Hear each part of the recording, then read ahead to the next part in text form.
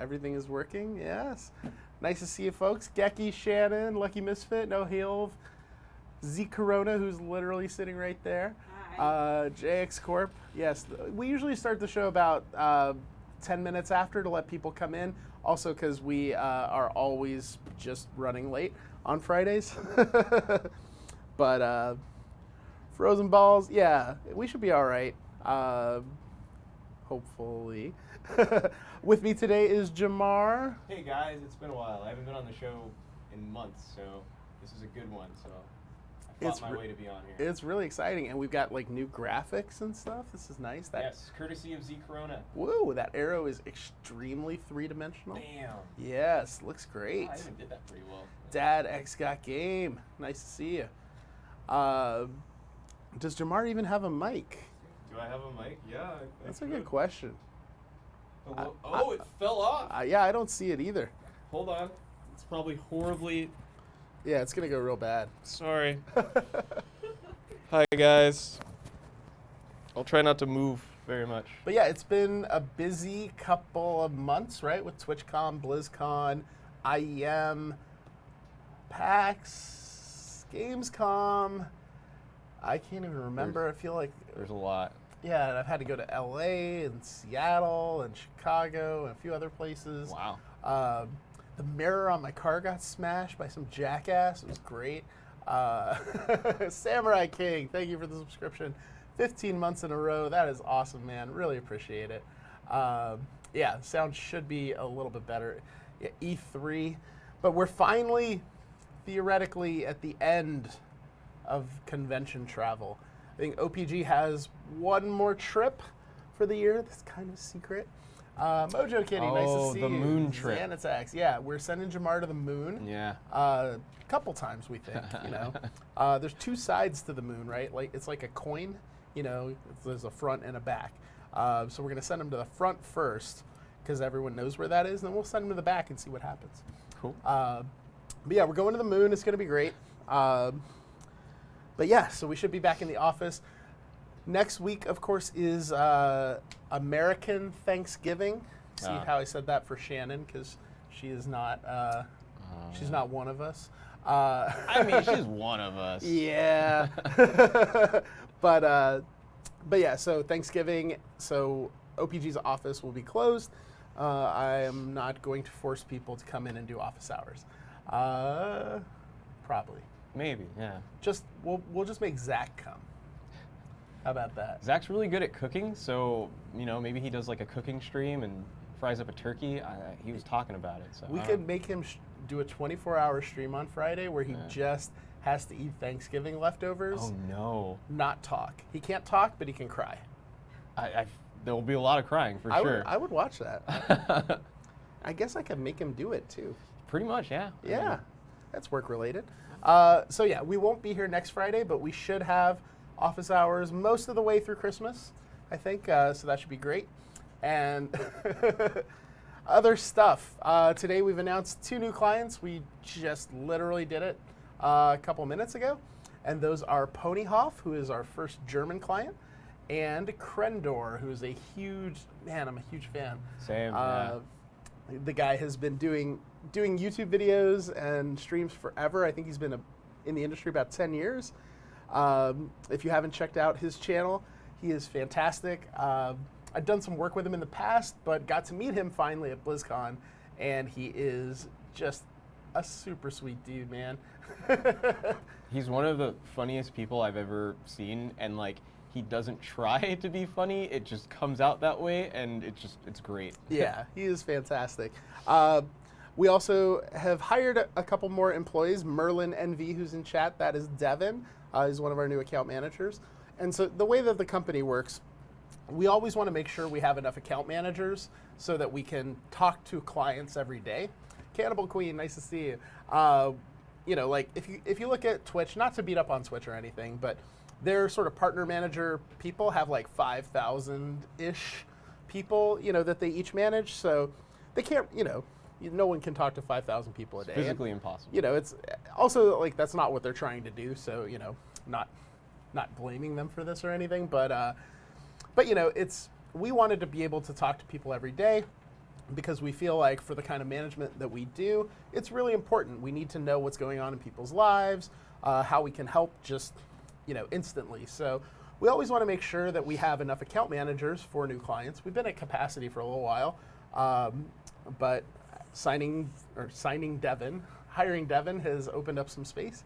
We're still in the process of hiring another account manager, which is going to be exciting, and another admin who's starting on Monday, which I'm pretty excited about. It's exciting, yeah. Yes. No, it's great, Shannon. I mean, that relationship of being talking every day, it really is what creates the success and the value proposition. Because, when I used to work at companies, the hardest thing was you'd send things out to streamers and you wouldn't hear back from people for a week, sometimes 2 weeks. And it's well, I had to get this thing done. I don't have 2 weeks to wait around. So a lot of people would just miss out. But because we talk to people every day, we tend to get answers back quickly, and that means that people don't miss out on opportunities the way that it used to happen sometimes. So it's really cool. It's just what we do here. It's what we do. We have shirts that say it. We just don't wear them. Yeah, we don't ever wear those shirts. No. But yeah, so today we have a few topics that we want to talk about, but obviously we're going to talk about anything you guys want. So you can ask questions in the chat, just like Malta1565 did. How many employees do you have now? I believe it is 17 full-time employees. I'm so glad that you know that. Yes. I was doing the count in my head. Yes. Yeah, I think it's 17 full-time employees. If you count our admin that's starting Monday, maybe not, I can't remember. And then, yeah, we're hiring 1 or 2 more people this year, depending on how things go, and we'll keep hiring next year because things are going pretty well. Our clients seem to be doing really well, are happy, making money. We're all making money. Money is good, and people are happy. That's the most important thing, right? So as long as that's the case and this industry keeps growing, you can expect OPG to grow. We're actually going to be moving offices next year as well because we do not have room for many more people. I'm excited about that. Yeah, me too. We're still sorting out exactly where it's going to be, but it will be cool to have some more space. It was funny, we moved in here, 2 years ago? And when we first moved in, we were literally at Jen and I's dining room table before that. And we moved in here, we're oh, there's so much space, we're never going to fill this up. And now it's just we literally, if we have to put another person in here, they're sitting here. Yeah. there's just nowhere else for them to go, really. So it's going to be pretty cool. Dad, X Scott, X game. Probably don't need to say the X's, right? I was going to say, yeah. But I read everything literally, so here we are. At what point in one's content creation career does it make sense to approach a company like OPG? You want to take that one, Jamar? Sure. You're giving me the hard questions in the morning. I love it. Yeah. It's the afternoon, but what am I saying? So usually what I like to say is, and it's the beginning of this isn't going to be very helpful, but at the point that you feel that you need management, that's when you should approach management companies. And what I mean by that is when you're dealing with a lot of things on the back end, so the main focus of your job, your career should be producing your content, doing what you do best, right? When the things outside of that start interfering with the creative process or just you doing your thing, that's when it's best to approach a management company. Yeah, and I think it's important to remember and underline. It's something we're going to be talking about today during stream coaching as well, and Defy Media and image rights. It's something we talk about a lot, that a manager is not, or an agent, are not going to make you successful. Mm-hmm. You already need to be, moving on the right path, creating these opportunities for yourself. Your content and your show is really what's going to drive your success. We can help, right? A lot of what we do is just simplifying people's lives, taking some of the work off of their plate so they don't have to worry about it anymore. But we can't, if you're a small channel, we can't magically make you grow. We can't magically get deals, that sort of thing. But you should be thinking about this stuff and being very cautious. This is another thing we're going to be talking about in all of our subjects today. They may not seem linked, but they are all linked by be very cautious in this career, because this career has a lot of pitfalls. It has a lot of reward, a lot of risk. And being smart and educated will take you really far, but one mistake can go really badly. And one of the mistakes that people make is signing contracts with the wrong people or with the wrong terms. So you don't necessarily need a management company or an agency or that sort of thing. And it's better to not have one than to have a bad one. So, be very careful. We tell people this when they're talking to us too. Like, take everything you hear from everyone with a grain of salt. Mm-hmm. Do your own research, talk to people, get references, ask a lot of questions, make sure everything makes sense, and check people's track records. Like, that's a really important thing is, people can say the right things, but can they do them? And when you start looking at these kinds of things, you'll see that it's very easy. Like we've just seen that there are a lot of management companies that have just started probably in the last 3 months, and they will not suddenly make you successful. We will not suddenly make you successful. Focus on your content, building your channel. We always say is some very rough guidelines. In general, companies are not looking at content creators who have less than 100,000 followers across platforms. We think it's kind of stupid, but we don't get to make these rules. When you're smaller than that, you just get overlooked because there's plenty of people that are bigger that will have the same concurrency or whatever, more of a track record, more experience. So you tend to lose out on a lot of deals, or just get really kind of shitty deals, and you don't want either of those things, right? So focus on your content early, build relationships. Like OPG is at every convention. We're now sending multiple people to every convention. It used to be just me. That was nice, but now it's like 3, 4, 5 people usually at every show. And so we have folks there that can meet with you, sit down, do like consultation, and start talking to you about like what the path looks like. And you can always look at us as a resource, either here on office hours for your questions. Which is a free resource. It's extremely free. Mm-hmm. Though you're free to subscribe or tip us. We use that money to do giveaways for smaller streamers, sort of like equipment, things like that. I noticed the paycheck came in from Twitch recently. Oh, nice. Yes. So we probably should do another one. Maybe we'll do one for Christmas. That'd be nice. That'd be really cool. Let's give away a Tesla. Yes. Let's give away a Tesla. Mine has a pretty smashed, mirror on it. But other than that, it's okay. Better to have no deal than a super unfair deal. Yeah, absolutely, Shannon. And if you guys don't follow Shannon on Twitter and just everywhere in your life, she is a fantastic resource. She used to work at Twitch. She is Sacriel's channel manager and knows like everything. So if you're looking for someone who, is nicer than me to follow on Twitter, Shannon's a good choice. But yeah, definitely check her out. Tesla Matchbox car. No, we would never do that, Mojo Kitty. We're not those people, no. Right? It's like, oh yeah, we'll definitely give you a car. Oh, here it is. It's a Hot Wheel. Oh yeah, I got my Tesla key. It kind of looks like a little Matchbox car. See, isn't that cute? Anyway, so yeah, we are.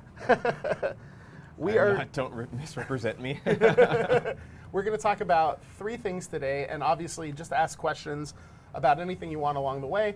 We'll try to answer everything and get through everything. But we're going to talk about stream coaching, which has been a hot topic on the internets in the last few days. This is the idea of people that can sort of help you get your stream in shape, help grow your channel, get you partnered, things like that. We're going to be talking about Defy Media, which is was an MCN and content company that sort of representative of a lot of the old guard of content companies. Just went out of business earlier this week or last week. Last week, I think, yeah. Yeah, and pretty much left a whole bunch of content creators out to dry. And we're going to be talking about image rights in a very general sense, because this is something that, that's a beautiful story, Cannibal Queen. Took turns holding each other's champagne to go potty. I just take my champagne in with me because, multitasking. But, you know, I agree, Cannibal Queen. You do always meet the best people in the ladies' room. I've had some awkward experiences with this, mostly in Italy. Yeah. But that's a story for another time, and it's not nearly as weird as it sounds. I want everyone to remember this because I want to hear this story. So. All right, I'll tell you the story now. So, in Rome, okay. I used to go to Italy a lot for work, and in Rome there are not a lot of public bathrooms because that's just how things are. For sure. There's like a little touristy sort of area. I just like to go walk around the city.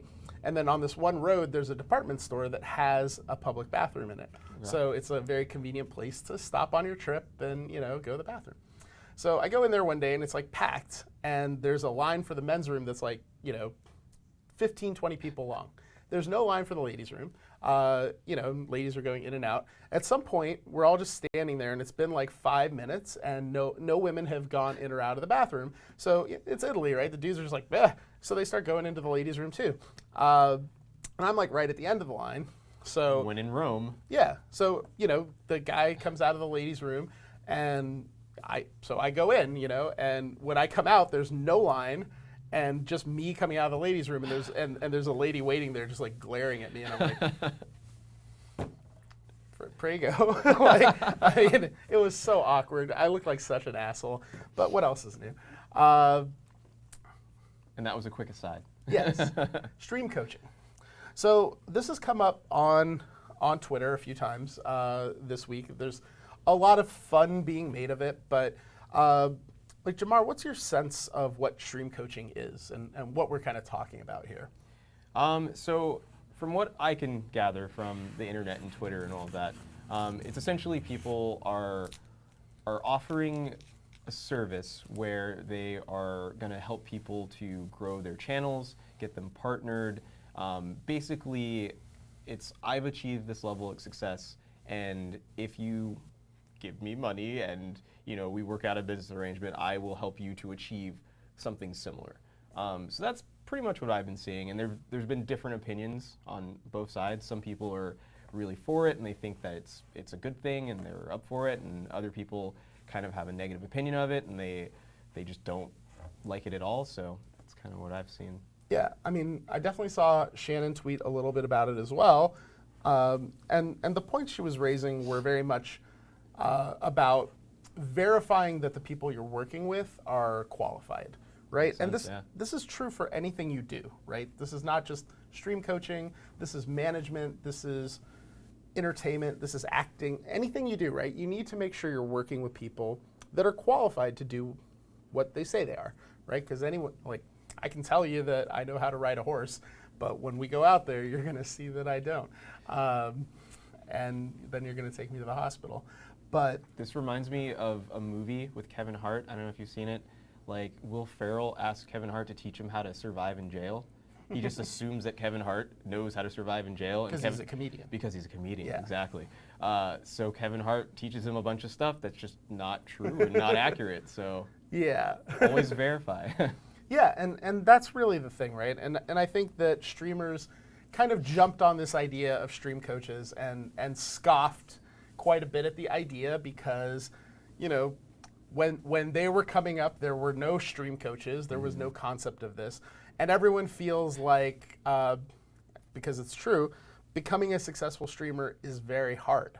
And so they didn't have anyone to help them, they got there. So this idea that there are people out there now that will charge you in order to help you get better at it, you know, it feels off to them because they didn't need it, right? Mm-hmm. You know, one of the things when you talk to streamers that have been around a while, you know, at panels and stuff, they'll get asked like, well, how do I get big? How do I succeed? And a lot of them will say, you know, I'm really not a great person to ask. I got big like 4 years ago. There were way fewer streamers. There was way less going on. I felt like I got lucky. I don't know. Mm-hmm. But whatever I did probably isn't hyper relevant to what the environment is today because, like, I don't know how I would do it today, right? Yeah. And, you know, with that in mind, you know, the question is, so another part of this too is when we started OPG, which now is 5 years ago, the first thing we did was we said, okay, well, we want to help broadcasters. How do we do that? What services could we offer? What makes sense? And so we looked at everything, like all of streaming, what it was in 2014. What is this? I guess 4 years, right? Yeah, but we're coming up on the 5th year. Yes, 2014. Streaming was a lot different than it is today, but the segments still made sense, right? There are big streamers, there are sort of mid-range streamers, and there are small streamers. So the big streamers were the ones that we were talking to, Co-Carnage and Elohim, who were our first 2 clients. I was like, well, pretty obvious what we can do for them, right? We can provide this management service. We can help them, negotiate deals. We can put them in touch with people in the game industry. We can make sure they don't get exploited and just kind of help them with their problems. Made a lot of sense, was very easy to see. Now, the other 2 groups were a lot more difficult, and so we ended up not pursuing these routes. For the mid-range streamers, we looked at it and we said, well, they're not big enough to get sponsored deals yet. Companies won't work with them. So the only way we could add revenue would be, what if we found like all the good affiliate programs that are out there, kind of bundled them up, maybe negotiated better deals for people, and then said, hey, as a mid-range streamer, you can have this suite of affiliate deals, and we'll take some of the money, as our like service fee or whatever. We'll have like a trickle of money coming in. Yeah, because companies at that time, like if you had pretty much less than 1,000 viewers, like nobody would talk to you because there were so few companies spending money that they just didn't have to talk to anybody smaller than that. It's like if you're the only customer in a restaurant, right? Like they better give you good service because you're the only person in there. So that's changed now. Like as we've gone further, we're seeing a lot more competitiveness for sort of mid-range and even smaller streamers. But at that time, yeah, Shannon, it was an unproven market. So mid-range streamers, we didn't feel like there was anything we could do except maybe these affiliate programs. And one of our philosophies is that we feel like streamers are celebrities, not salespeople. So the idea of pushing a bunch of affiliate programs on someone didn't feel like what OPG was all about. So we didn't do that. And then for smaller streamers, right, like people with less than 100 viewers, 50, even down to 1 to 5, we started asking ourselves, what could we do there? Yeah, there's dog attack. Something going on. And the only thing we could come up with would be to do, I guess, what is similar to stream coaching, right? Do seminars, do educational material, kind of sell access to that stuff, or sell access to classes, right? Like go to PAX and sign, everyone can sign up. It's like $100 or something like that. You can attend this seminar, and maybe we could get Co to come and do like the keynote speech, and then we go through some best practices and things. And while we felt like there was some value there, there were a couple things that made us not do it.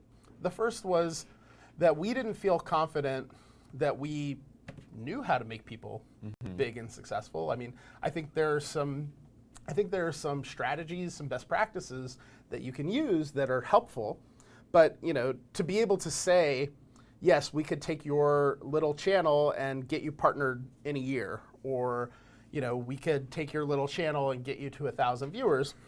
The only way that we felt confident that we could do that would be with like fraud, view botting and stuff, and that's obviously not something we're gonna do.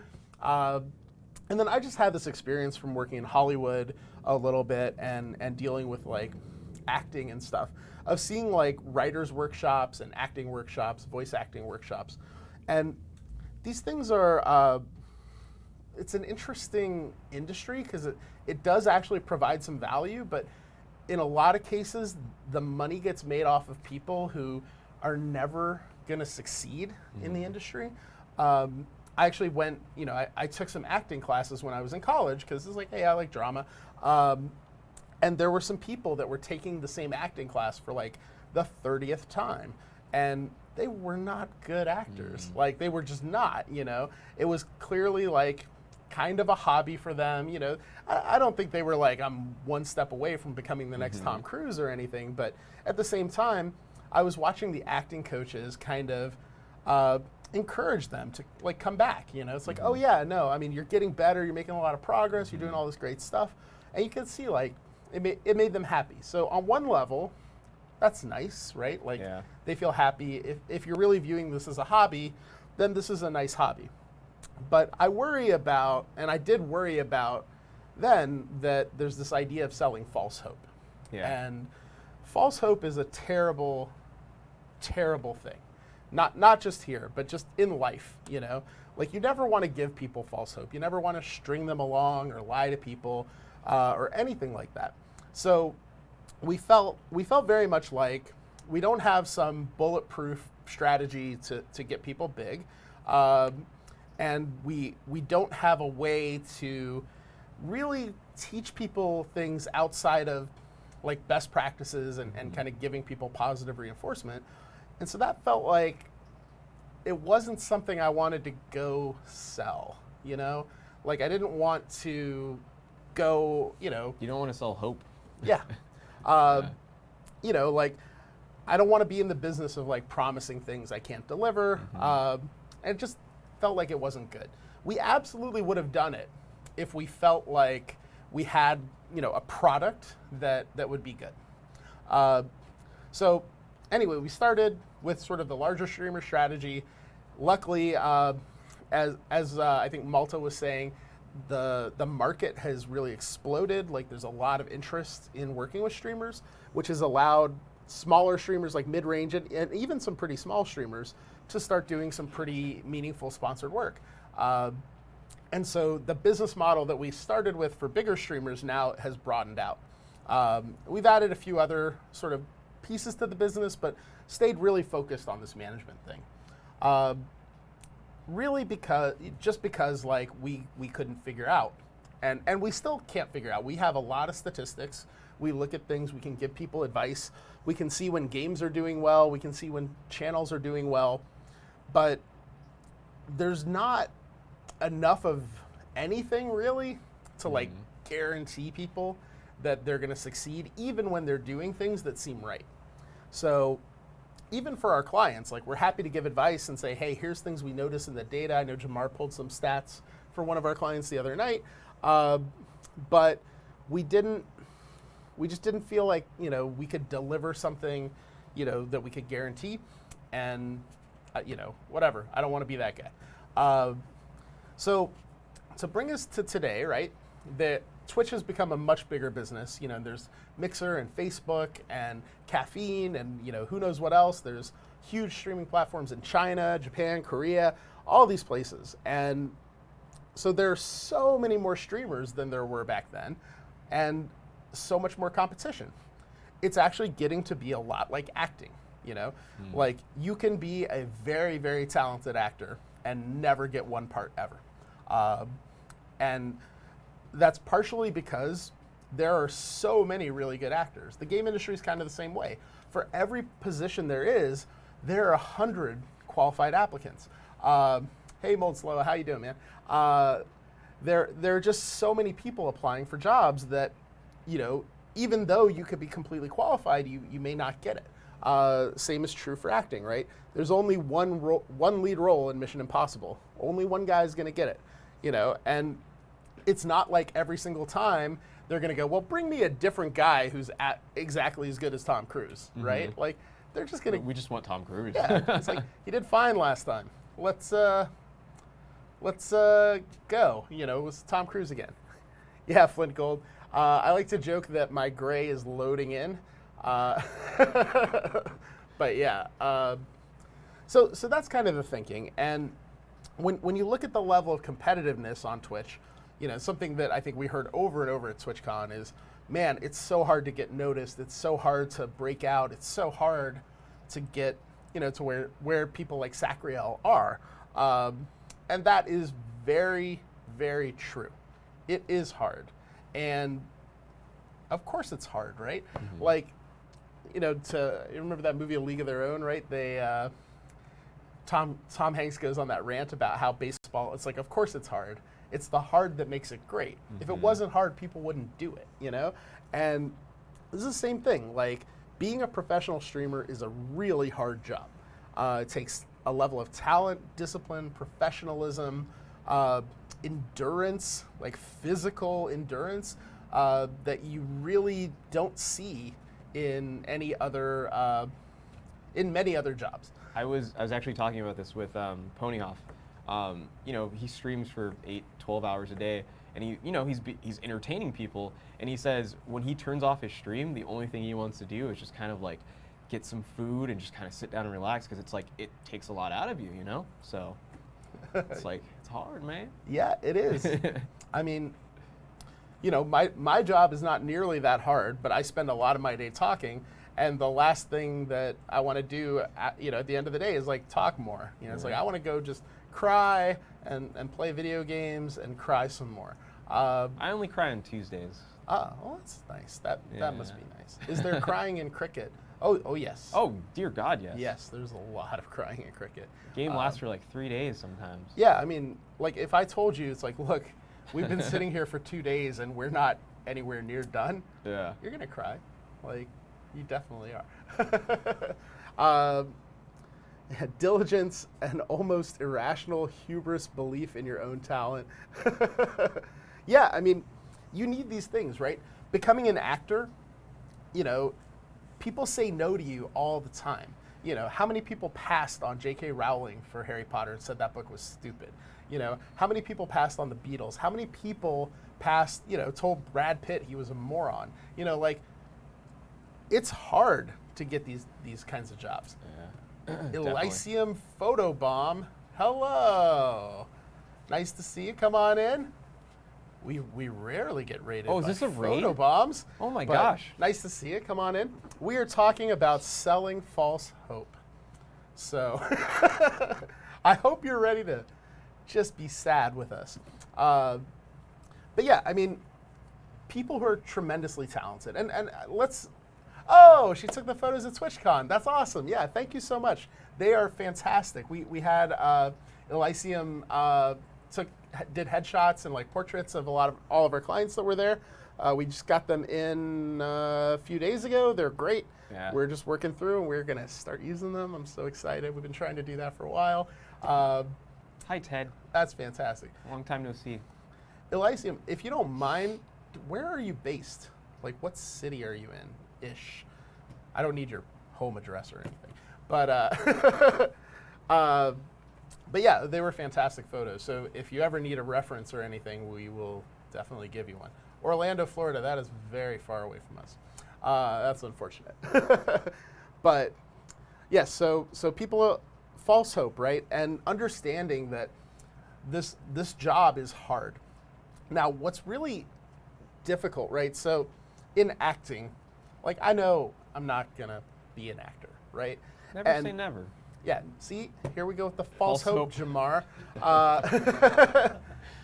But the thing is, there's a really easy way for me to find this out. I can go to auditions, and I will not get hired. And that will tell me very quickly that I am not going to be a professional actor anytime soon. Xanatax with the gifted sub. Thank you so much, sir. First gift sub in the channel. Really appreciate that. And all subs, tips, anything like that, well, first they go to enabling Jamar's false hope. But then we use the rest, if there's any money left over, to buy things for giveaways for small streamers. So thank you. And thank you guys for coming. Definitely, we talk about the business of streaming in here. We're a company called Online Performers Group. We do management service for broadcasters, including Sacriel, Co-Carnage, Angry Joe, King of Thalion, Professor Broman, so many more fantastic folks. And we, on every Friday, basically do the show office hours, except next Friday we're not doing it, so it's great. To help people that we don't manage, kind of give them information, answer questions, and talk about subjects that are important to streamers in general. Nick One Ent is giving out 5 Tier 1 community subs. Gosh. My man. Look at that. Thank you, sir. Very, very appreciated. But in this field, so in acting, right, it's very easy for me to find out that I'm not going to be a good actor. Because I go to these things and people literally explain to me by not casting me that I'm not a good actor. And so hopefully I learn, right? And I'm not going to waste my time forever going to auditions and I never get one. The sneaky, sort of insidious thing about Twitch is that you can just do it from home. Like, I can spend a little bit of money and I can have exactly the same equipment, setup, internet, everything that CoCarnage has, hit the button and start streaming. And so in many ways, I'm equal to CoCarnage. I have the platform, right? Now as an actor, if I can't get cast in Mission Impossible, I can't just go be in other Mission Impossible, right? Like there's no way for me to do that. The low barrier to entry means anyone can do it, which has led to sort of a feeling that anyone can be successful. And that's not true, you know? I know that, like, I'm 30, I think. I'm 31, and I grew up in a time where, like, there wasn't internet, and then eventually there was the internet. And I remember around the early 2000s, a lot of people were trying to figure out how to make money on the internet. And they were kind of like, everything was just kind of like a scam, like, you know, fill out this form and like, we'll send you money and just things like that. And like, now you look in 2018, like, you know, being on Twitch, like that's a legitimate way to be on the internet, making money from home, work from home, make money. So I could see how a lot of people are like, hey, I could do this. Like, yeah. Suspicious Pixel asks, how important is acting for streaming? Are there other elements that are important to be successful? Acting. I do know that there are streamers out there who are actors, they're voice actors, they have that background, but I don't necessarily know if it's like entirely a requirement to be a successful streamer. I think everyone kind of has their own personality and like they build their communities are built around that, so I don't think it's a requirement. Yeah, and definitely like, I'm not sure acting is right, but like the idea of improv, like one thing I see, you know, you look at Zeke, right? Zeke is just a fantastic streamer. You know, he's a comedian. Like, you know, a lot of people have this like background of like having done some improv or having done some comedy, anything that gets you thinking on your feet, right? Because you have to be reacting to the chat. You have to be, you know, sort of understanding what the audience wants. Like now Squidnacker wants to talk about the whiskey collection. That's at my house. This is our office. So there's only between 1 and 4 bottles of whiskey here, and they're not behind us. You've been gone for a while, so I would say closer to 1. It's people getting fired. Yeah, we don't need so many employees if they're going to be drinking the scotch. But yeah, so it can be hard because you can stream every day, like just like Ponyhoff, you could stream 8 hours, 12 hours a day. You're doing exactly what he's doing, but that doesn't mean that you're going to be successful. So this is a dangerous trap because it's very easy to spend a lot of time doing it, and there's not a lot of people that will tell you that it's not going to work out, right? Because just like, I mean, Jamar just did the thing, right, where he's like, you know, never give up, right? This is a very human thing to do. Like, I just watched Galaxy Quest, so that's super stuck in my mind right now. Rest in peace, Alan Rickman. And never surrender. Yes. But yeah, I mean, it's a very human thing to do, right? Like, don't give up. Like, you know, if it's something you want, go after it. And those things are true. You should, you know, you're going to have to push through a lot of negativity and a lot of discouraging things to get where, you know, like someone like Ko or Sacriel or these guys who have been doing it for a while. If you talk to them, they're not going to say my life has been all sunshine and cherries and everything has been perfect and this was the easiest thing I ever did and man, it's awesome. Yeah, I right? think everyone encounters some sort of roadblock or something. Yeah, so. And it's hard, right? Like Elon Musk was talking at one point on Twitter. They asked him like, what's the hardest thing about being as successful as you are? I thought his answer was brilliant. He just said, nobody wants to hear about all the failure and all the things that didn't go well and all the times that like I was like so frustrated that I just wanted to quit and, you know, move home and give up. But they do want to talk about like how we're going to go to Mars, you know, and whatever. So people just tend to think about the cool stuff and they don't think about all the work that went in. Insta-fluff, nice to see you. And because of that, like, this is just a very human thing. You know, Twitch doesn't give you that negative, well, it gives me a lot of negative feedback, but, you know, like, there's really no one who's going to come in and say, hey, that Miss Gamer, nice to see you. That Miss Gamer, no one's going to come into your channel and be like, you know, you got to just wrap it up. This is not going well, you know, just shut your shit down. Like, the only person I've ever seen do that really was Angry Joe at a panel. Oh, like, yes. Actually, like, straight told a kid. The kid's like, I'm thinking about, you know, like, becoming a content creator, but I'm in school or whatever. Like, how can I balance them? And he was just like, dude, unless you're willing to drop out of college right now and dedicate your entire life to this thing and know that you'll probably fail, but you still want to do it. And work like 20-hour days or whatever he said. Yeah. And he's like, just stay in school, kid. Yeah. Just stay in school. Get that degree. Yeah, it was such a badass, true answer. But so this is where kind of our concern comes from with anything like stream coaching. You know, there are definitely things that you can learn from a coach, right? This is true in any field. You know, if you're an athlete, you have coaches. You know, people have public speaking coaches. You know, teachers are coaches, basically. You know, getting professional assistance at something you want to be a professional at is very reasonable, very good idea, and very common. I personally think that, like, you should always be seeking mentorship, like, in most things that you do. So, yeah. Yeah, absolutely. Having those people around that can help you is really important, right? The tricky thing is, so I think where the friction comes from on Twitch and where it's been in the last few days is there's not enough of a pedigree of people that have been there, done that, existed in this space successfully for so long that they can be coaches, right? Like if you look at football or basketball, a lot of the coaches are former players. Like they're professionals, you know, they've been around the game their whole life. You know, like when your coach is Zinedine Zidane and he says you need to do this. You're doing it. Yeah, you're like, who the fuck are you? And he's like, no, I'm the guy who headbutted the guy in the World Cup final. Like, you know, you're not going to listen to me? Like, and then he headbutts you. Right? And that's coaching. But, you know, like that guy has a level of credibility in soccer that, you know, less than 100 people in history have. So when that dude tells you something, you understand that, you know, it's coming from an expert. So he may be right or wrong in the situation, but you're getting like really good, the best possible advice. So I think probably the reason, and we saw people make light of the idea of stream coaches. We saw, you know, there's like Lyric, JP, Tucker, Jericho, who actually, I thought perfectly zinged it, right? By just saying, hey, I'll offer stream coaching. And his rates were like perfect. It was like $500 an hour and $8,000 for a month.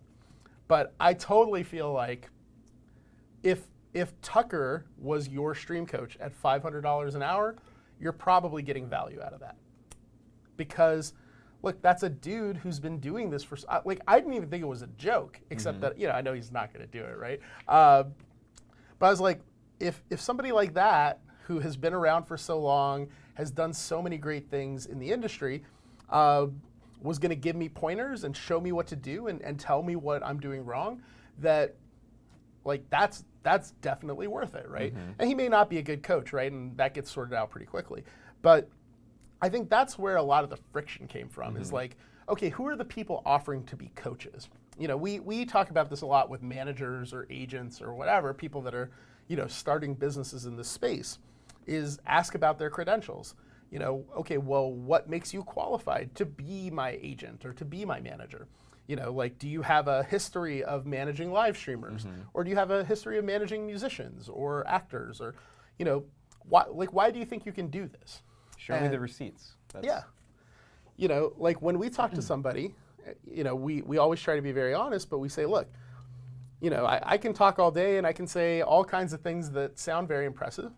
But if you really want to know if we're good or not, talk to our clients, you know? Like, they're all on our website. Like, if you don't know any of them, like, I can write you an intro to one of them. But, you know, they'll tell you what they think.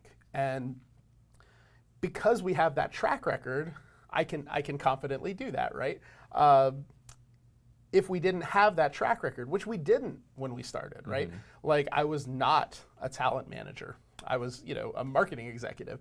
So it's like the opposite of a talent manager in many ways. So at that time, right, like Co-Carnage, Elohim, they put their faith and trust in that what we were doing was a good idea. And we learned a lot, and we built a really cool thing. Sorry, I have a cough drop because I'm coughing a lot. And it just did something weird. And so now we have this track record, right? So I certainly empathize with people who are starting up because, we all start somewhere. My first job, I had no credentials or anything like that. I just did some stuff and it worked and kept doing that, and that's kind of been my strategy forever. And when you think of it that way, it's really tough because there are not a lot of people that are like Tucker or Sacriel or Shannon or people that have a lot of experience being successful at this. There's just not a lot of those people in the world. So a lot of people and most people who can do it right, like, are pretty busy. Like it's like, hey, Sacriel, do you want to just stop being one of the most successful streamers in the world and become a stream coach? Like, well, no, probably not. Something that I've thought a lot about is there's, like, especially with coaches sometimes in sports, like the best players or the most successful people don't always make the best coaches because they're like, why can't you just do it like I do it? And it's like, oh, well, I can't, like I literally cannot do what you do. And I've kind of seen that because I feel like this whole coaching thing kind of came quite a while ago with people paying for coaching in kind of esports titles. Like, hey, like I want to be better at this game. And there's whole websites dedicated to it where you can, pay someone an hourly fee and they'll help you get better at Rocket League or CS:GO. And I'm old, so I don't. Those are the Pac-Man. Pac-Man, yes. Yeah. Donkey Kong. So I don't know. Like I'm trying to figure out like if that kind of like evolved into like this stream coaching thing. I mean, I think so. I mean, stream coaching is a really natural progression. There are a lot of people who want to do something that's hard. They are going to need every advantage and every possible leg up that they can get. Just like, I mean, if you look at soccer playing youth or football, basketball, whatever, they got coaches when they're like 6 now. Like they're sorting people into, oh, good, Professor Broman will coach me. Yo, let's take him up on this offer. Damn it, why did you kappa that?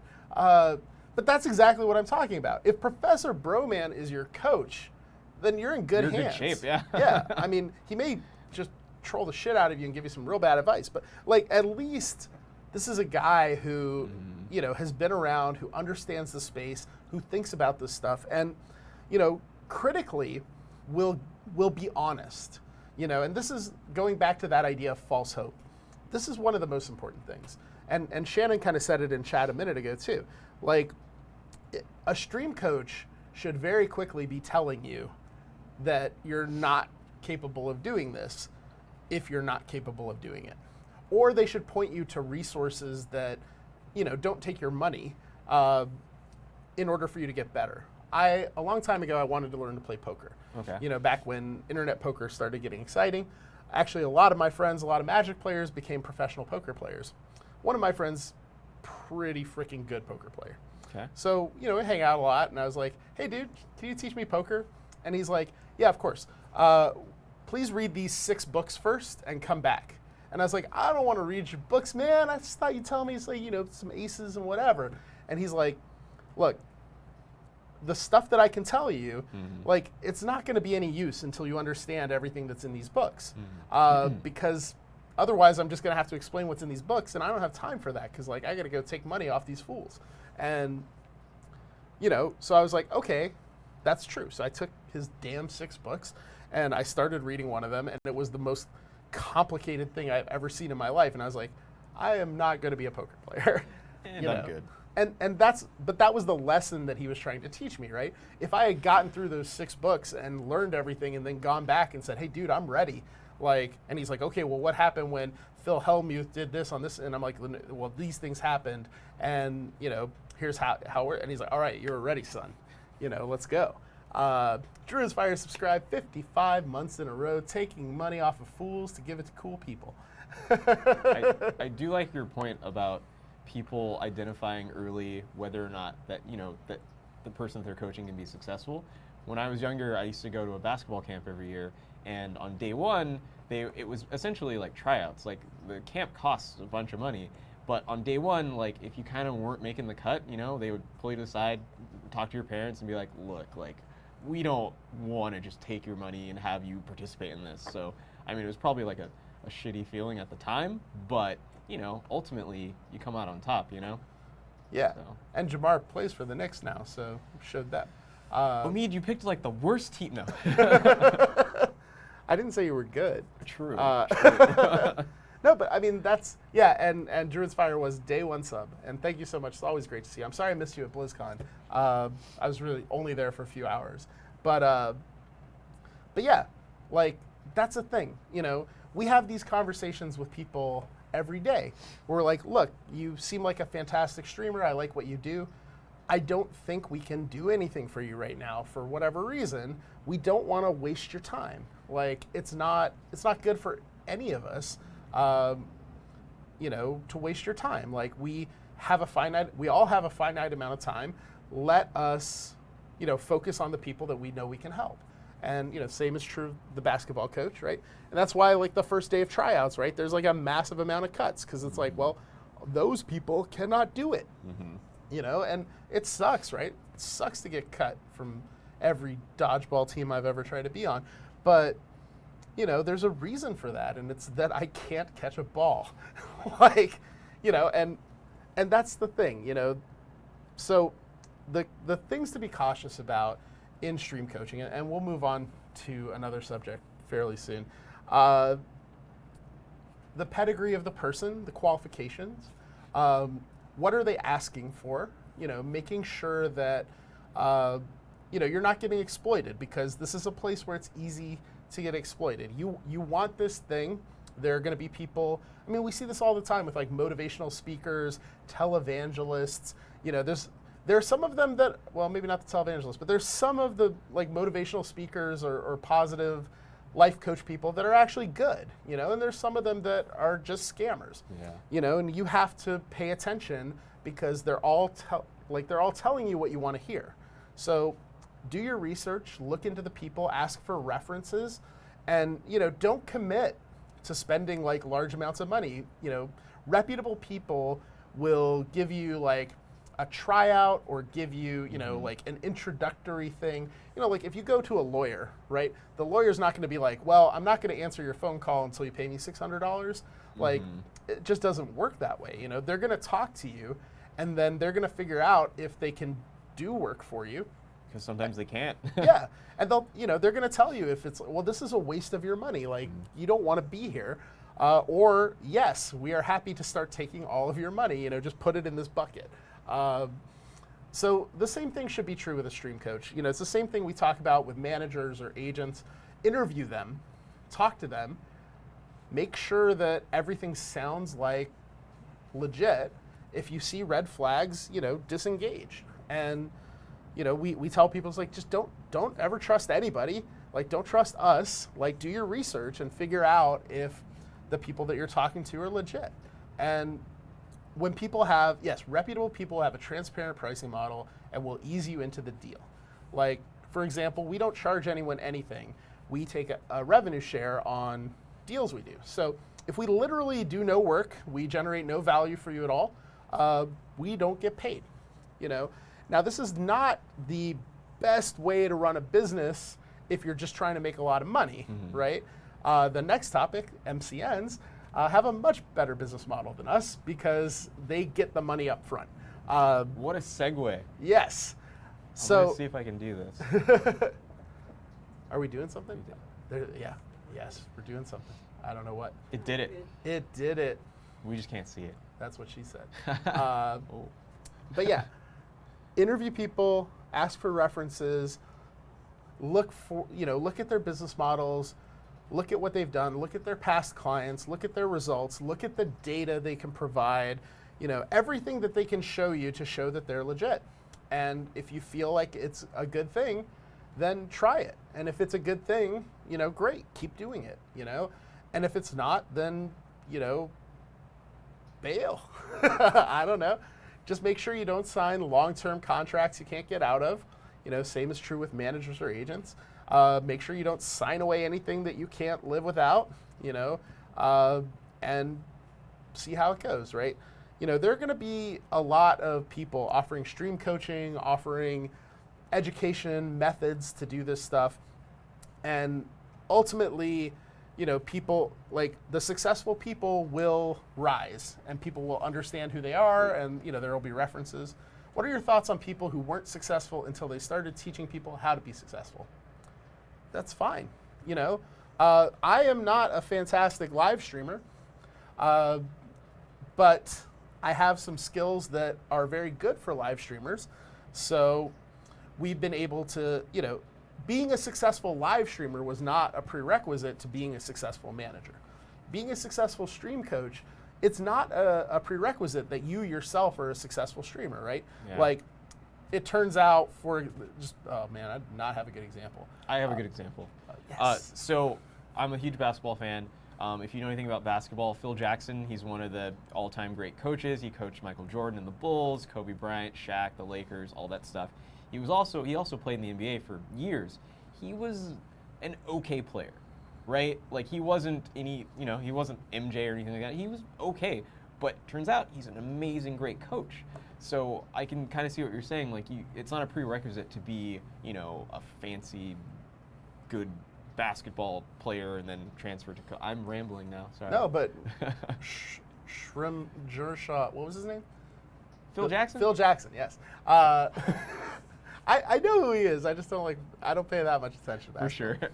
Phil Jackson made, if he had just been a basketball player, he would have been forgotten. Definitely. He made his entire, fame out of being a coach, manager, that sort of thing. And yeah, it's not the same thing, right? Somebody could be a fantastic stream coach who is just like Shrim Jershaw. Nope. This is one of the best things I've ever heard. All right, well, the stream's over. I mean, I wouldn't be surprised if the best streaming coach that ever existed never streamed ever. I can It was see just it. looking at data, looking at tons of different streams, kind of synthesizing out what works and what doesn't. But ultimately, on day one, that guy is just as rando as anybody else. They have to prove it, So somebody who's good at this will get a track record of success, and ultimately, that's what you're looking for. Mm-hmm. Ask somebody, how long have you been doing it? Okay, you've been doing it for a while. Who are your successes? Who can I talk to? Like, who is the person that will show me what you can do? They should be able to show you some people that they've legitimately helped get somewhere. If they haven't, they need to be honest about the fact that it's like, well, look, I'm just starting out. I have a lot of good ideas. I think it's great, but I don't know. You're kind of coming along with me. We did this with Co and Ella. It's like, look, we've built a management agreement. We've tried to make it flexible.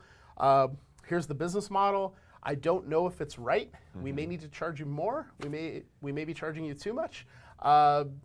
We will figure it out as we go, and you guys have to just kind of, come with us and be cool. And obviously, if we tell you, well, the rates are going to double or something, you can fire us. But we just don't know yet. And luckily, those guys were like, yeah, we're on board. And turned out we were pretty much right about how the model worked. And, they were happy and that sort of thing. And now when somebody's like, well, who the fuck are you? It's pretty easy for me to say, hey, I am Shrim Jershaw and my basketball coaching career. No. We can point to the track record. And so stream coaching right now, not a lot of track record. A lot of people getting interested in it, starting to do it. So let's see, and let's keep an eye on how it works. And hopefully people will develop valuable services, and then we can rip them off and we'll do it. So Defy Media. Defy. How many people know what Defy Media is? Raise your hands. No, nobody. Is stream coaching the new esports consultant? It is actually. It could be, right? It just becomes a question of, like, what happens. And there are fantastic esports consultants, and there are total waste of space esports consultants, and there's plenty of people in the middle. So, you just have to be working with the right people. So Defy Media. You can go to their website, which is probably like defymedia.gg or something like that. They're an MCN. An MCN is a multi-channel network. And what this is, have a good one, Elisa. Thank you again for the photos at TwitchCon. They were great. I really appreciate it. Guys, if you need any photography, highly, highly recommend her. But yeah, so they're an MCN, which is like an old model for YouTube, where what they would do is they would just sign like pretty much every YouTuber imaginable. It's like, oh, you have a Pulse and a YouTube channel? Come on. And then they would take a percentage of all their ad revenue. This is what I was talking about earlier with we take money when we make money together. They had this brilliant idea of just taking like between 10 and 30, sometimes 50% of the money up front. Now, if I have just signed 5,000 fairly large YouTubers and I'm taking half of their money, I'm pretty happy. Like, we could just go. You've made bank, basically. You want to go get a drink? Like, let's get out of here. Turn the show off. Like, that's great. That's a lot of money and for not a lot of work. I know a lot of YouTube creators, they got involved with MCNs because years ago on YouTube, it was pretty common well, not common, but there were stories of people just being dropped from AdSense just randomly. Something weird internally with YouTube, probably not a person doing it, kind of like a clerical error type thing. But a lot of creators had like fears that would just happen to them. And a lot of people, like MCNs, would promise like, hey, if you join with us, like that's not going to be an issue for you. And it seemed like there was a problem, and the MCNs kind of had an answer, and a lot of people got screwed. Yeah, and to be fair, they do some stuff. Yeah. They're not just like a giant scam machine, but their business model is pretty advantageous to them and disadvantageous to content creators. But they provide like content ID. They help with like takedowns, like defending your IP, stuff like that. They theoretically get you better ad rates, better access to better ads. Some of them promise, and some of them do get you brand deals like sponsorships, things like that. And they've been of varying quality. But in general, MCNs have been a pretty rough bag. Like Maker Studios was a big one. They sold to Disney for $500 million. Seeing some of the ways they took advantage of broadcasters was one of the things that made me want to start this company. But Defy Media, same kind of thing. They ran Smosh, like all of Smosh's channels, Clever, Break, Aw Me. They're written down. I think some of them are made up. But Smosh is a fantastically large, like old school entertainment channel. Does gaming, does all kinds of things. And so this, like when Defy Media shut down, they basically just put out a press release that was like, fuck y'all, we're done. Due to market conditions, we're shutting down. And that's kind of how a lot of people found out about it. So one of the creators of Smosh actually recorded sort of a reaction video. We're going to play a little bit of that now-ish. Do we have?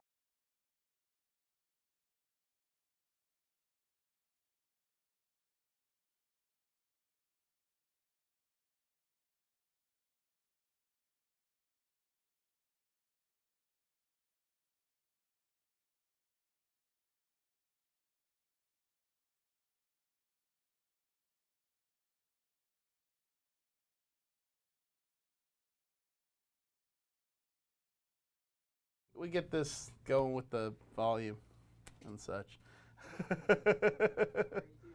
This is 100% Spiro McGee's fault.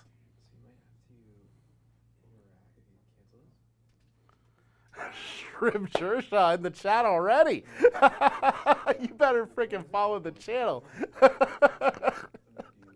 Oh, now I'm gonna die. Need another cough drop. But yeah, so these guys had, you know, a tremendously strong entertainment brand, and as they're going to tell you, made some questionable decisions about how to work with this Defy Media company, and hopefully it's going to come on very soon. Yeah, I'm real excited for whoever this Shrim Jershaw hero is, that they actually, well, yeah, Channel better have been created November 16th. If that guy is from the future, then we're all in trouble. The future where Shrim Jershaw is in charge of everything. This is why we aren't stream coaches. Yeah, see? But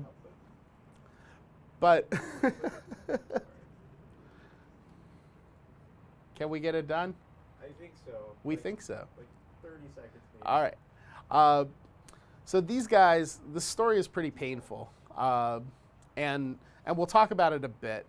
But it really, the reason that I wanted you guys to watch it is it highlights exactly how fast you can get screwed. And like, this is one of the biggest channels in the history of content creation. And when you hear how flippantly they kind of signed away everything, it's mind-blowing. And we're only going to play like a minute or two of the clip. I think it's actually like a 5 or 10 minute video. The whole video is very depressing. But if you're a content creator, I advise you to watch it. Thanks, Elo. Great. Elo just creeping me out now. But you know, we talk about this a lot, that it can be, you know, okay, we're just going to link it in chat so you guys can watch it later.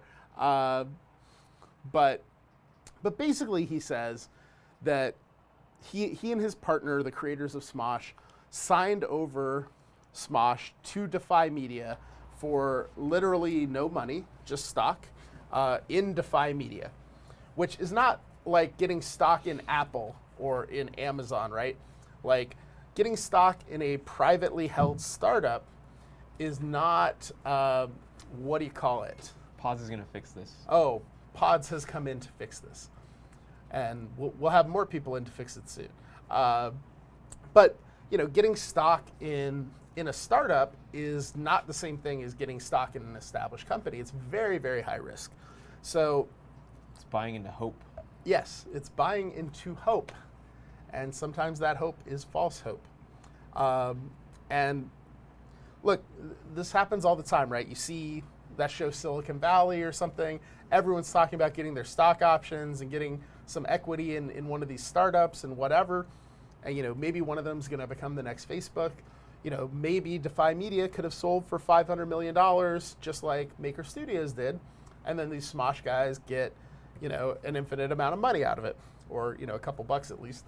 But who knows? When you look at how valuable a live streamer's channel is, and Smosh is probably, what, 10, 20 times the size of any channel on Twitch. The idea that they would sell a channel for like less than $10 million, but possibly even way more than that. Yeah. You know, just off the top of my head, $10 million. But just trade it for some stock is pretty crazy. Yeah, it's nuts. Like, I know, like, just talking about like how big Smosh really is. Like, they've been on YouTube since probably 10, 11 years, and like over that time they've amassed like millions of subscribers, and I can't imagine selling my company just for hope. Yeah. You know, they should have got Defy Media. Like, yeah, I mean, straight up. And this is the kind of thing where, like, I'm sure, you know, I could come up with the pitch about why it's like, well, you know, you sign over Smosh to us, we're the real business guys, we're going to know how to do this, we're going to set it up so you guys don't have to worry about the business side of it anymore, we'll just take care of all that. You know, now that we own it, we're going to be really, you know, proactive about that, etc. When in reality, they're saying, cool, we basically just got Smosh for free.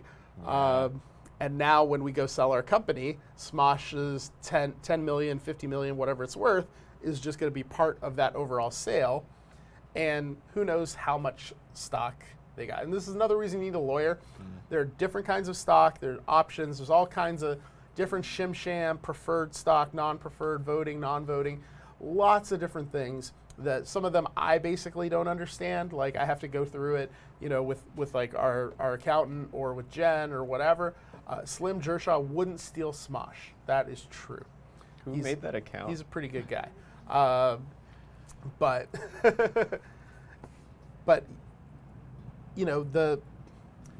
the way that this all kind of broke down, like we actually see this happen a lot, not at the scale of what happened to Smosh, but we get contracts all the time that have stuff in it where it's like, no one would sign this, right? And then the company's like, well, 50 people have already signed it, so what's your problem?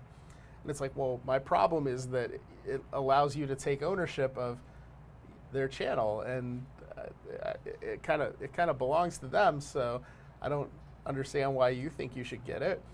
Yeah. And they're like, oh, well, that's just in there. That's just standard, And people that are trying to scam you, and I don't know where this light is coming from. I just saw that too. It's new. It's freaking me out. I think it's Solar Sniper. But people will just lie to you, and they'll tell you whatever it is you want to hear to get you to sign the thing, because once you've signed the thing, it doesn't matter what was said anymore. Mm-hmm. Like you can't go in front of a judge and be like, but he said that my stock was going to be worth millions. The judge is like, well, is it? Yeah. It's like, well, no, they went out of business. Like, oh, well. It's completely valueless. That's too bad. What assurances did you have in case they went out of business? Did you get a buyback option? Or it's like, well, no. Like, can't really do anything for it. Like, this is the rough thing, right? Is when we think of court, we think of justice, right? And when we think of justice, we think of fairness. Mm-hmm. But court is about business is not about fairness. It's about enforcing agreements. So it's about what's written down and what things are worth and what you all have agreed to. No dice? I'm like 90% sure we fixed it. All right, 90% sure we got this video coming. Bingo, bango. Okay. Selling for stock means that it's completely valueless unless that company goes public. You guys can just let us which know. Which it never did.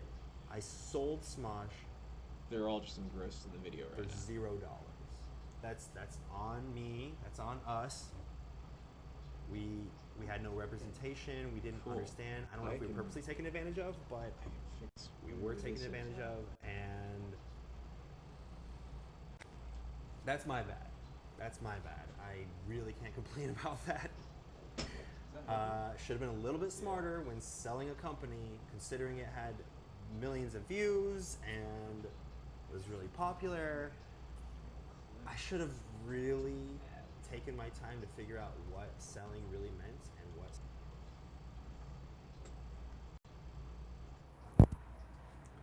All right. Sad, right? It's kind of a rough story. And, it sucks, right? But people need to hear that from people like him. And, that is one of the most successful people in this industry. Just saying he got completely taken for a ride. And, just didn't have representation, didn't have people looking out for him, just got completely taken for a ride. And that, freaking kills me that can just happen, right? But it can happen like that, it's just, it takes nothing. You just sign a form, and if that form says the wrong things on it, you're just fucked. So this is why we spend a lot of time with, please be careful. Please pay attention to what you're signing. Please make sure that, you understand everything in it, and also make sure that none of it in there is going to hurt you, because at the end of the day, right, like these companies don't necessarily have your best interests in mind. And even companies where they're not just out and out trying to scam you, they may still, try to negotiate pretty hard to get things that they want, not necessarily what you want. And I think Shannon said it earlier, like signing no contract's better than signing a bad one. Yes. Yeah, and that's another thing. You can always walk away before you sign a contract. It may suck. You may really want offering services for OBS coaching. Well, Pods, I've never seen anyone pull out guides as quickly as you do. You just got all kinds of guides and stuff. It's awesome. But it's, it's almost impossible to get out of a contract once it's signed, unless the other people are just very nice, or it has like terms that protect you, like nice termination clauses, things like that. If you sign a terrible contract, like you're just screwed. So once it's done, it's super hard to fix it, but you didn't have to sign it. And that's why the judge won't have a lot of sympathy for you, because he'll say, did you sign this document? Yes. Did you know what was in it? Well, no, I didn't. Why didn't you know what was in it? You signed it. It's like, well, I mean, I thought I understood, but you didn't. Well, did you talk to a lawyer? No. Why didn't you talk to a lawyer? It's a legal document. Oh, well, I thought it was too expensive. Well, here we are. Your multi-million-dollar thing belongs to these assholes who just went out of business and are going to be selling it in a bankruptcy court. So, sorry, My mom, she's really old school, and she just got like, I don't know what it was, like maybe like a Netflix account or something. And I kind of helped her, and then days went by, and I was like, oh hey, how's Netflix going? She's like, oh, I'm reading through this terms of service thing, and I was like, wait, what? It's been like 5 days. Like, what are you doing? She's like, oh, I'm just reading it, make sure there's nothing crazy in there. And I think that the younger generation, like just the internet age, like we see things like that, and we go, oh, it's terms of service. Click, yeah, sure, great. And like some people apply that to other things in life, and like they get caught up in things that aren't great. So yeah, I mean, there's not a lot you can do about like the Apple terms of service or Netflix terms of service, except not use it. Again, don't sign the contract, right? If you read that and you're not comfortable with what they're doing with your data or whatever, don't use the product, right? Like you can always return it before you hit agree. Like if you buy an iPhone, you go home and it's like, well, we want to do all these horrible things to you. You just like take it back. So like, I read this thing and I don't like this. They're not going to say like too bad. Yep. You bought it. They're going to say, okay, cool. They're going to take it back because you didn't sign it. Once you've signed it, it's going to be like a class action lawsuit to fix it. The same is true here. With a sponsorship, a Twitch bounty board. For the love of God, read those because they're non-negotiable. So, anything you agree to there, that's what you get. But everything is like this. These contracts, this is not, terms of service for Netflix where it's like, oh no, I don't have Netflix anymore, right? It's like, oh no, I don't have my Twitch channel anymore or my Twitter account. Like, well, the way I made money is just gone. Like, that's not a great place to be. So just be careful, talk to lawyers, talk to us, just get help. Don't try to do this stuff on your own. Don't try to think that you're smarter than the lawyers at some of these giant companies because you are not.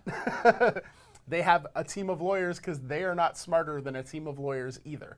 And you need your own folks kind of helping, have your back. Alex, how you doing, man? Nice to see you. And right, Alex will back me up. He is a guy who has a very nice company himself. And you better believe they have lawyers and they review things and they make sure everything is right. Because once you sign that contract, right, you have to honor it. And if you just put in there, it's like, well, I don't know, Alex, you signed this thing and it says you owe me 1,000 pallets of Madrina's coffee every week.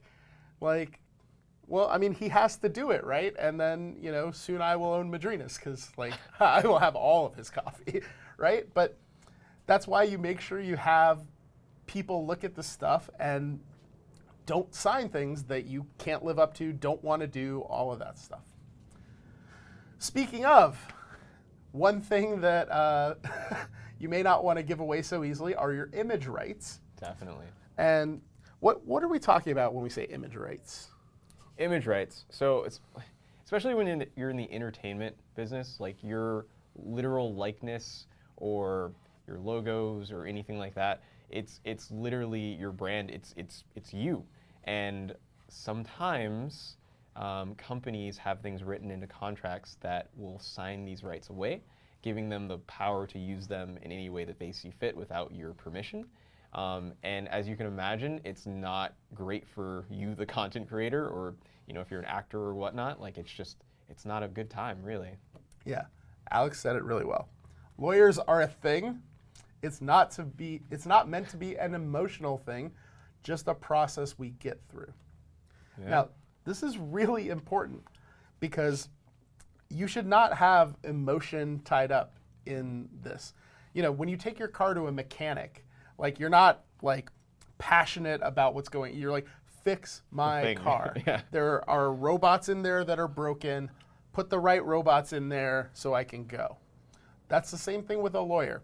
This document is your engine, right? It's your car. Mm-hmm. It's the thing that's getting you where you need to go. It needs to work the way that you want it to work. And there are people that are just professionals at looking at these things and telling you, what's bullshit and what's not. And if you don't use those people and the other people do, you're gonna lose. Mm-hmm. Because these people are better. Like, if I want to play PUBG, I'm gonna get Alex on my team, not Jamar. And it's no offense to Jamar, but Alex is fucking good at PUBG, and I know that, and he'll carry me all day long. But if you're trying to do something well, get a professional, get somebody who's good at this stuff, and have them help you, because you have to assume the other side is doing that. And if me and Jamar roll up to the PUBG championships and it's Alex and Shroud and it's like, well, that's cool. Like this is going really well. The only way we're winning is if we unplug their keyboard or something. Yeah, or just kill them. We're gonna have to take some creative strategies here because it's not happening in the thing with the gas. But yeah, image rights. Very simply, the rights to your image. And likeness. Yeah. Like we're talking about Phil Jackson, right? Michael Jordan. These people, when I say Michael Jordan's name, you can see his image in your mind, right? We know who these people are. Your image as a celebrity has value all on its own. Somebody puts a picture of you up next to their product, your image has value, right? Your image is being used to sell that product. And this has been true of actors. Yeah, don't forget all those shrimp. I can't eat it. I started coughing in the middle of it, but it did seem like I just couldn't say it out of disgust. So that's fine. But, as an actor, these image rights matter a lot. I used to worked a little bit on the Pirates of the Caribbean, and we did a card game. Now, the people from our side who negotiated this deal, we got what are called likeness rights, but we didn't get image rights. So what this meant was that we were able to have a picture of someone who looked like Captain Jack Sparrow. Mm-hmm. We could have Captain Jack Sparrow. It just couldn't be Johnny Depp. Right? Think about that for a second. It's a little weird. So we could have a picture of Captain Jack Sparrow, just not Johnny Depp, which meant we couldn't use a picture from the movie because that's Johnny Depp playing Captain Jack Sparrow. We didn't have his image rights. We had likeness rights for the characters in this movie. So we had to paint pictures of people who looked like Captain Jack Sparrow and kind of like Johnny Depp, but not so much that his lawyers would notice. And this is what we're talking about. The reason I have to assume that company didn't get those rights is that we would have had to pay Johnny Depp and Orlando Bloom and Keira Knightley and all those people a ton of extra money that we didn't want to do. So somebody made the decision not to do that, so we couldn't use them. The same was true. There was a Harry Potter card game years and years ago, like after the first movie came out, but they didn't pay for the likeness right or the image rights to the movie, so they just had to do art of Okay. characters. And this is how important, the bigger this industry becomes, the more important your image rights are going to be and the more valuable they're going to be.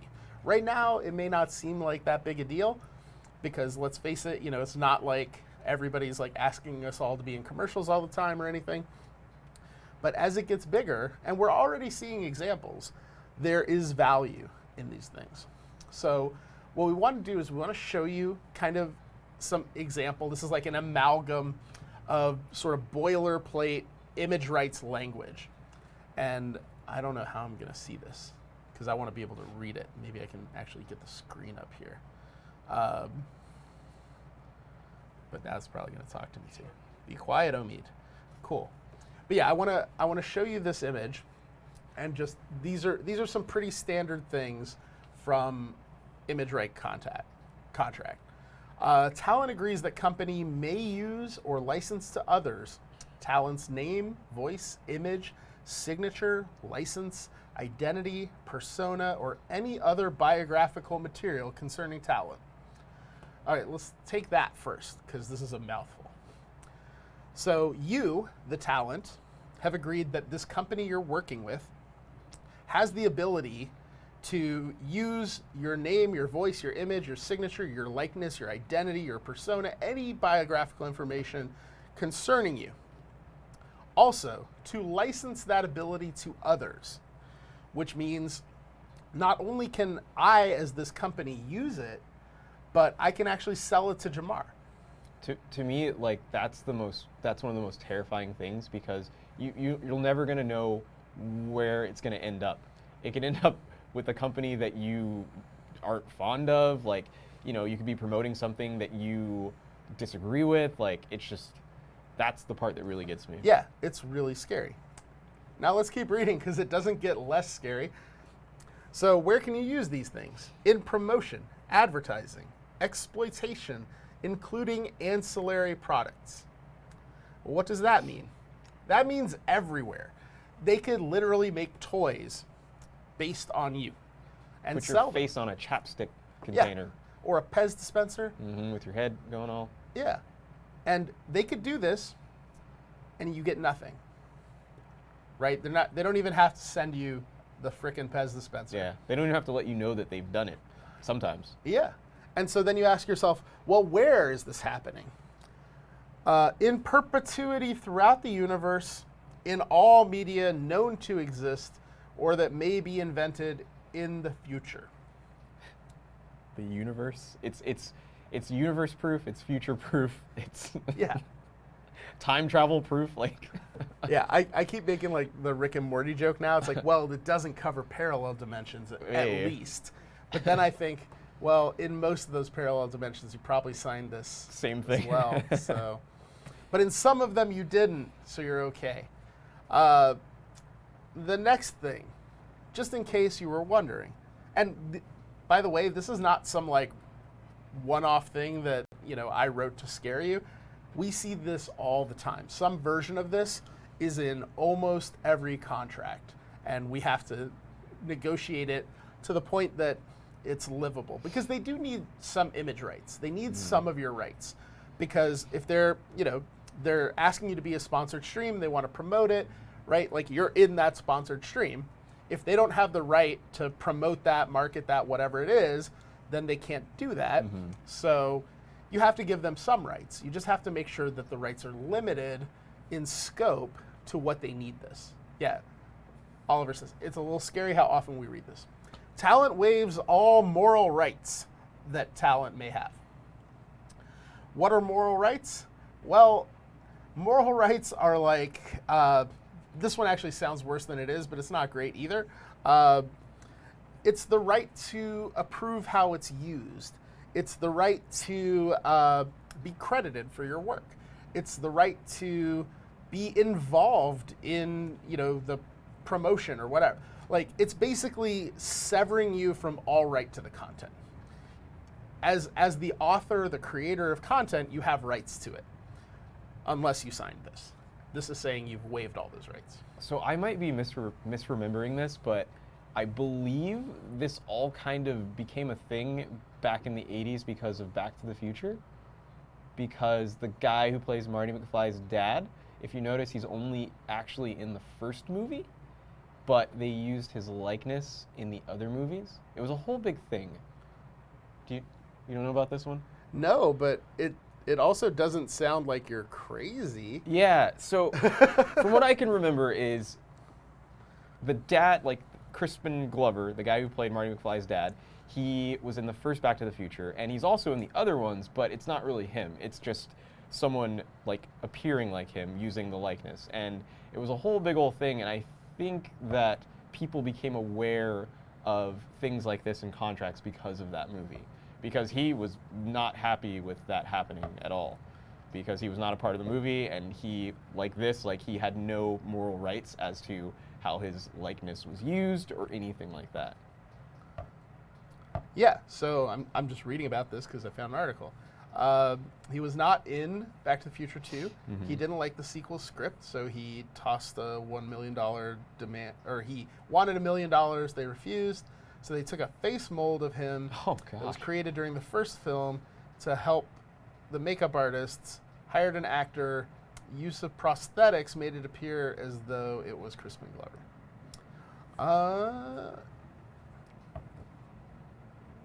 Yeah, so, and Jet Li was just talking about this too, right? Like, he was talking about how he declined being in the Matrix movies because they wanted to digitize all his moves, and then they would have, like, all of his moves and be able to use them in other places. And he was like, those are my moves. That's like, me. I need them. So, all right, next part of this very scary language. Talent hereby releases company from any and all claims that talent may be able to assert, including but not limited to invasion of privacy, defamation, publicity rights, or infringement of copyright. So that's a lot of things. Invasion of privacy. And it, again, including but not limited to. So what that really means is talent hereby releases company from any and all claims, which means you can't sue them for anything or say, hey, this stuff doesn't. They can burn down your house, basically. You can't even complain about it. Yeah. And there will probably be a clause elsewhere in the contract about not complaining about it, or you can, you'll be in breach of the contract and they won't pay you. So what does this mean? It means that even if they do these things, like they take your image and they make you look like, a real stupid person, right? Like they superimpose your face on Carrot Top and they're like, this is the guy, he sucks, right? You can't do anything because defamation is covered here. They can infringe on your copyrights. They can just use your logos on the toys they made, and there's not much you can do about it.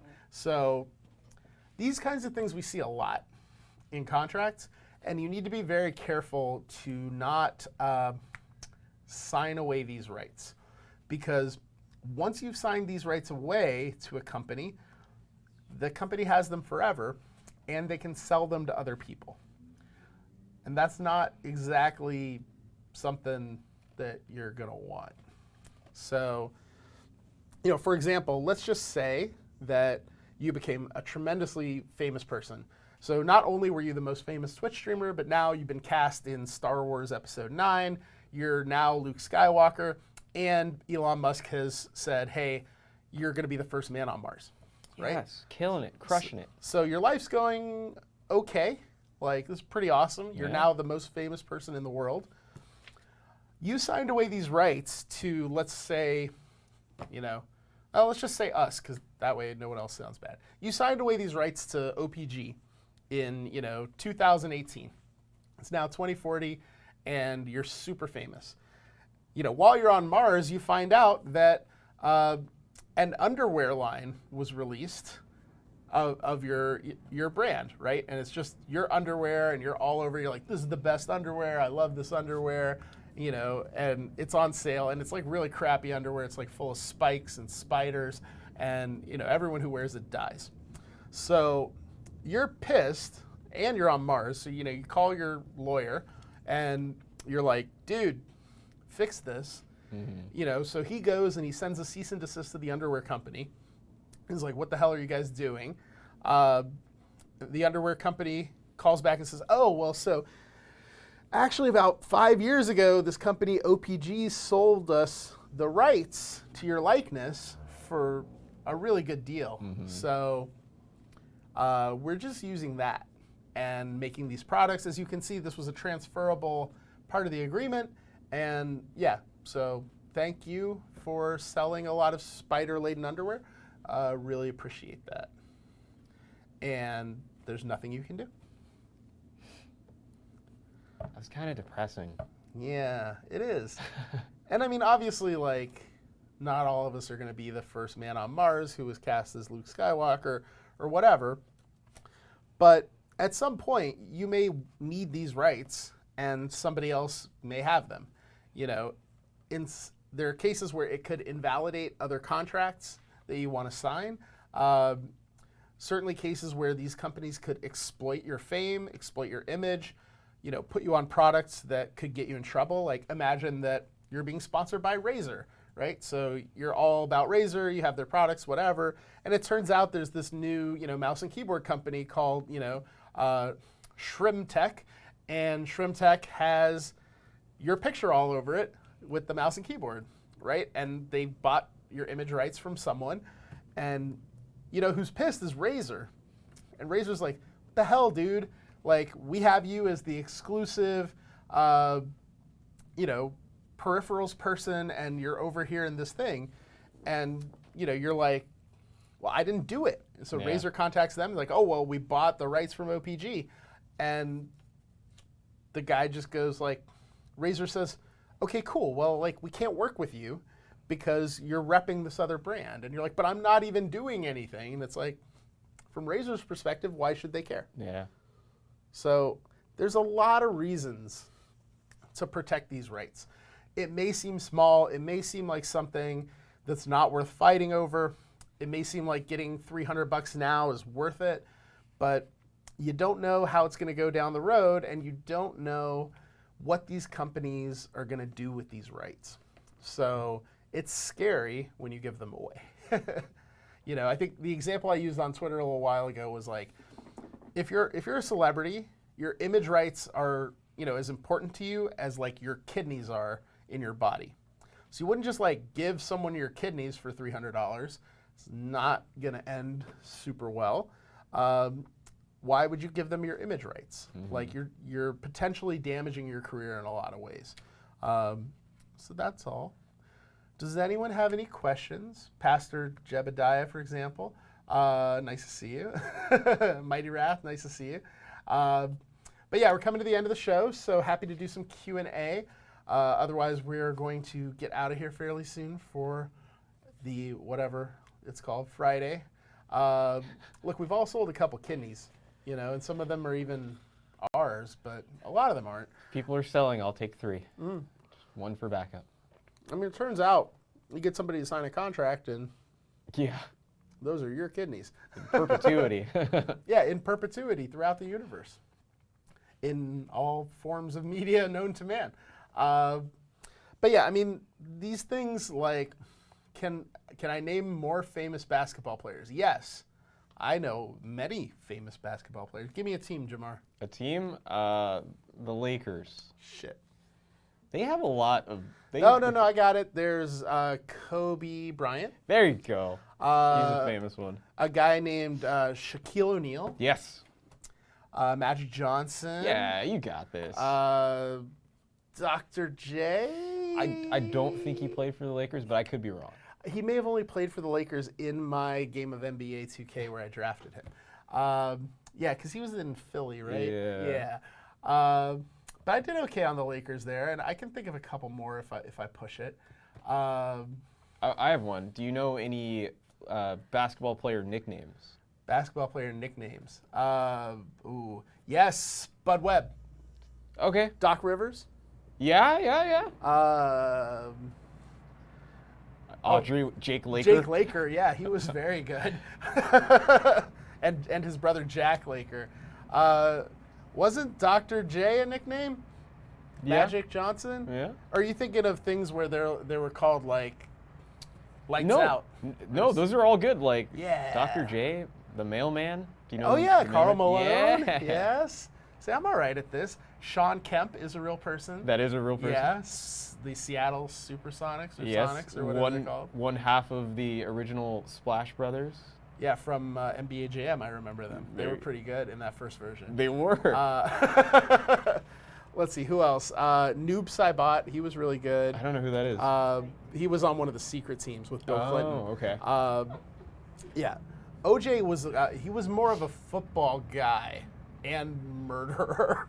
Like, yeah, but you know, football, basketball, it's similar.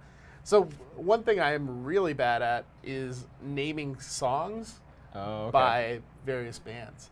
Like, unless they're bands I really like, and then I can name like every song. Mm-hmm. But Jen asked me like Elton John one time, and I had like 2. I don't know if I could name an Elton John song. Okay, let's wait. Careless Whisper. Is that one? No, I don't think so. That is a song though, I think. Elton John, probably known for Rocket Man. Oh, I was gonna say Rocky Man. I'm glad I didn't. The ballerina one, Tiny Dancer. Tiny. Oh. Yes. The my fit what? I'm still standing. Show me Careless Whisper. The Crocodile Rock is my favorite Elton John Oh, song. you know what? I should have went to my childhood. He did a lot of Disney movies. Yeah, the Lion The song. Lion King. Your Song is Yeah. another one that's real good. Candle in the Wind. Obviously, we have a lot of Elton John fans here. Maybe we can get him on the show. Yeah, let's get him on the show. That guy likes to party. But yeah, not a good skill for me. And when Jen asked me, I had like 2. So I've learned a lot since then. I Yeah. had like Crocodile Rock and Your Song. And I think that's all I could do. But yeah, nope. I can name more basketball players though if you want. Orlando Bloom, for example, he's a good one. He plays on the Magic, right? With Magic Johnson and that other guy, Ronnie Fingers. There was a baseball player named Raleigh Fingers, and he had a great mustache. So I'm not seeing a lot of questions, and I think everyone, as usual, we've been able to end the show on just a note of absolute horror. Yes, great actor, that Bloom. So, Fo, it's great to see you, man. We're going to head out for, what did you ask, Pastor Jebediah? Did I miss it? Let me see if I can scroll up in the chat. Oh, welcome to the chat room. That's not helpful. Yes, you should be scared of contracts. Oh yeah, Turbulence Williams, he was good. Anybody see any questions? Because I can't make it scroll up anymore. Why is Sony not attending E2 2019? Well, that is the question of the day. why the crusade against coaches? Yes, but I do like stream couches on social media.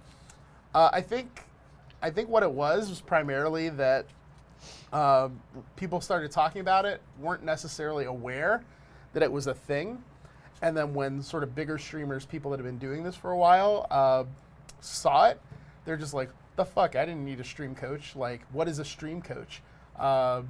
And, you know, there was a pretty healthy negative reaction to it because, you know, a lot of people didn't have a stream coach and they did fine. And so, you know, they're looking at it that way. I think that's the lens. And so, yeah, it blew up pretty good. Why is Sony not attending? I don't know. If I had to wildly speculate, I would wildly speculate one of a few things. It's not a great year for Sony. They don't have a lot of cool stuff happening, so they're going to save money. Or they're going to announce PlayStation 5 at some event of their own that they're Yeah. super excited about. I know for like the last couple of years, they've been putting more and more effort into the PlayStation experience. It's like their own little thing that they do, and like I think over time it's kind of gotten to the point where they're like, hey, this is kind of a light year for us. Like we can't do both shows, so let's just do our own show. Yeah, and I mean, while Sony has never bailed on E3 before, it's not like uncommon that companies bail on E3. Bethesda hasn't been in a while. Yeah, Or I think they went last year, but yeah, there's a lot of content. Like EA is not in the show; they have stuff outside. There's a push-pull. It's a really interesting sort of dialogue, and I don't think there's a right answer. Where, like, the reason that E3 existed originally was it was a place for the press to come and have all the game companies in one place so they could get all the news for the launches, right? This is why it's in June. So it's in June, so they get all the news and then be ready to go by July, put it in magazines July, August, September. they have the time to write up their articles or whatever. Yeah, the build up into the Christmas season when the game companies want you to buy games. Now that there's the internet and, blogging and live streaming and, this instant feed news coming from a variety of sources, not just journalists, E3 feels like a weird place in a lot of ways because it's a weird time of year. There's all kinds of people that want to get in there, like for years. Like it used to be when I first started going to E3, in like 1896, that like you had to like scam your way in if you weren't in the game industry and you weren't a journalist. Like you would have to like do some shit, right? Or you'd have to call some people, like call in some favors. Like it was not super easy to get in. And then when these blog things became a thing, it got a lot easier because like turns out anyone could kind of have a blog, and then influencers and all this. And then attendance for the show has always kind of gone down. Like enthusiasm for it goes down because it's like, well, why do we need this show? Like there's PAX and there's all these other shows, and this one is private. Like there's no fans here or anything, so we're not really selling to anybody. Seems like a huge waste of money, and it's an expensive show. So then they're like, well, let's bring in the fans, and then everybody hates that. And then they're like, oh, let's not bring in the fan. E3 just goes through a lot of identity crises. And yeah, E3 is open to the public sort of now, and parts of it are outside. Yeah. And I mean, it's just a mess. It's just a weird show. And everybody, like all the game executives and the people that I need to talk to, none of them are in the show. They're all just in the hotels and just not sober. E3 is like a real rough show. I've had some real long nights there. Last time I broke my phone, E3. But yeah, so I think that's it. Sony's either just having a light year, they want to focus on their own thing, they want to save money, like could be any of those. Diablo Immortal. Womp womp. All right, folks, we're going to call it a day. Thank you guys so much for attending. I hope you learned something. Again, don't sell your company for nothing to MCNs or anyone. Be very wary of people that want to give you stock and not money. Check the credentials of everybody you work with. Don't work with people that are not reputable. Make sure that you're getting value out of what you look for. And for the love of God, keep your image rights right next to your kidneys. And on that note, thank you, guys. Thank you, Jamar. thank you, Omeed, for having me on the show. It's been a while. It's always a pleasure. Yep, you guys have a great weekend, and we will not see you next week, but we'll be back in a couple of weeks. So take care, guys.